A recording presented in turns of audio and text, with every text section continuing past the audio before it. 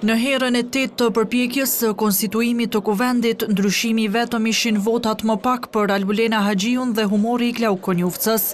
Kështu ish kryetari kuvendit i luti deputetët e partive për vota, duke qenë i vetëdijshëm që nuk i kanë në këtë seancë as 57 sa deri tash. Po vjen mirë që e humor epitetin e një propozuesi stabil.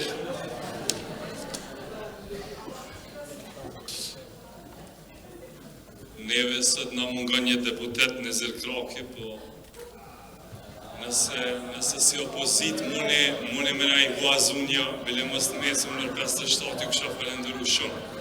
Propozimi ju është Albulena Haxhiu. Në tentimin e 6 për të zgjedhur kryetare e kuvendit të Kosovës, ministre aktuale e drejtësisë Albulena Haxhiu dështoi përsëri.